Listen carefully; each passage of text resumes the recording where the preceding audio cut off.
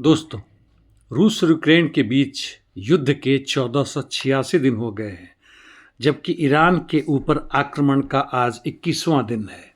युद्ध की भयावहता दोनों जगहों में या सूडान में भी जहां चल रहा है, बढ़ रहा है।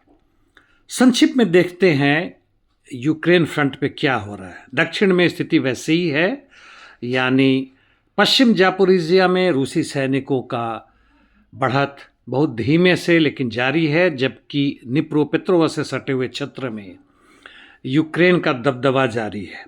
पूर्व पोक्रोवस से कॉन्स्टेंटिनोवका की तरफ रूसी सैनिक क्लेबान बुक रिजर्वायर से उत्तर पश्चिम की तरफ बढ़ रहे हैं। वही स्थिति इनकी चासिव यार से भी है। हालांकि यूक्रेन ने काउंटर अटैक किया है शेवचेंको माइक्रो डिस्ट्रिक्ट में, और उन्होंने एक तरह से कहें तो रूस के सैनिकों की बढ़त पर एक पाबंदी सी लगा दी है। हालांकि रूसी सैनिकों ने पावलिवका नामक गांव पर कब्जा कर लिया है।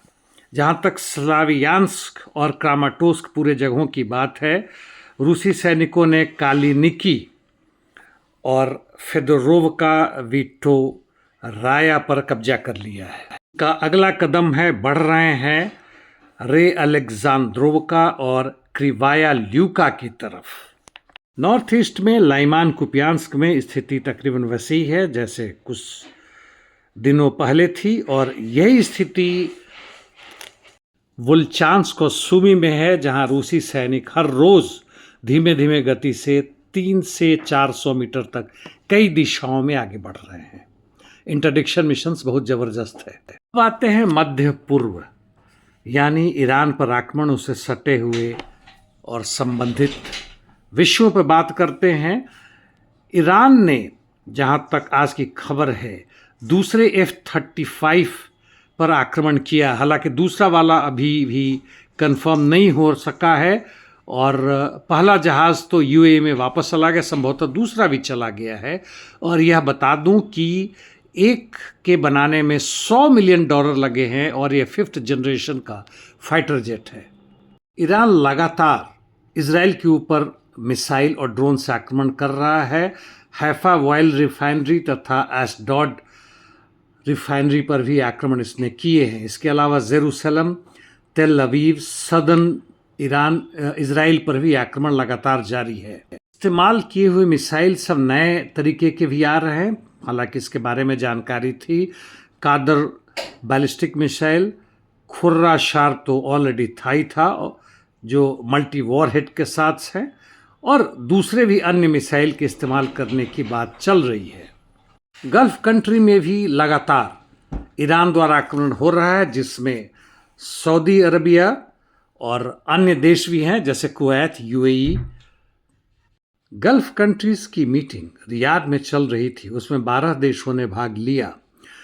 Qatar, Azerbaijan, Bahrain, Egypt, Jordan, Kuwait, Lebanon, Pakistan, Saudi Arabia तो है ही है, टर्की, यूएई, सीरिया, और इन्होंने एक ज्वाइंट स्टेटमेंट निकाला है और ईरान को कहा है कि इमीडिएटली हमारे ऊपर आक्रमण बंद कर दे। गल्फ कंट्रीज के अलावा भी दूसरे देश इसमें शामिल हैं। अमेरिका और इजराइल की संभवतः निंदा नहीं की गई है, ना ही उनके खिलाफ कोई बातें की गई हैं। अमेरिका और आईडीएफ भी लगातार ईरान के कई क्षेत्रों में आक्रमण कर रहे हैं, और यह आक्रमण वहीं तक सीमित नहीं है बल्कि सीरिया और लेबनान में भी है। जबकि इराक के रेसिस्टेंस फोर्सेस ने कहा है कि ईद के कारण वह अगले 4 या 5 दिनों तक आक्रमण में तब तक नहीं शामिल होंगे जब तक उन्हें मजबूर ना किया जाए। अमेरिका के 5000 मेरीन्स ईरान के कोस्ट पर ऐसा लगता है कि आने की तैयारी कर रहे हैं।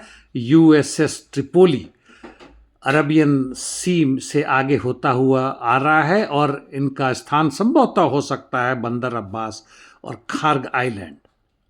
लेबनान में आईडीएफ का ऑफेंसिव ऑपरेशन ग्राउंड जारी है। अल तैयाब, जहां उसके कई मरकवा टैंक्स मारे गए थे, हेलीबॉर्न कैजुअल्टी इवैक्यूएशन भी हुआ। लेकिन आईडीएफ ने एक नया सलहानेह पर दक्षिण तथा पश्चिम से आक्रमण करना शुरू किया। मुख्य रूप से रोड पर जा रहा है, वो अंदर नहीं घुस रहा है, क्योंकि जो उसे झटका लगा था खियाम और बेतलीफ में, उसे वह दोहराना नहीं चाहता है। उसके 40 से 50 हजार सैनिक दक्षिण लेबनान में प्रवेश कर रहे हैं। 75,000 की तैयारी ऐसा लगता है। कुछ अन्य खबरें हैं। IRFS यानी Islamic resistance force in Syria, क्या वह शामिल होंगे? देखने की बात है। क्या तेहरान सबमरीन इंटरनेट केबल्स को डिसरप्ट करेगा? पर्शियन गल्फ और संभवतः रेड सी में भी समय बताएगा। एक थोड़ी पुरानी सी खबर है। नेतन्याहू ने एक प्रेस कॉन्फ्रेंस में 12 मार्च को ही कहा, और उसके पहले 20 जनवरी को इजराइल के नेशनल डिफेंस कॉलेज में अपना भाषण के समय में कहा था कि हम लोग इजराइल को बदल चुके हैं एक रीजनल पावर में, और कुछ हद तक कहें तो ग्लोबल पावर भी बन चुके हैं, यानी विश्व गुरु। हम लोग मध्य पूर्व को बदलेंगे और बदल भी चुके हैं। यह अहंकार, घमंड सेकेंड वर्ल्ड वॉर के दौरान हिटलर, मुसोलिनी आदि के थे। आज फिर से दोबारा वह पैदा हो गया है। आखिर हमें सोचना है कि इस तरह के खूंखार, खूनी दरिंदे कैसे पैदा होते हैं, क्यों पैदा होते हैं, इसका आधार क्या है? क्या मानवता हमेशा इसी तरह से रगड़ाती रहेगी? तृतीय विश्व युद्ध तो चल ही रहा है, केवल परमाणु बम नहीं है। आज के लिए इतना ही। धन्यवाद।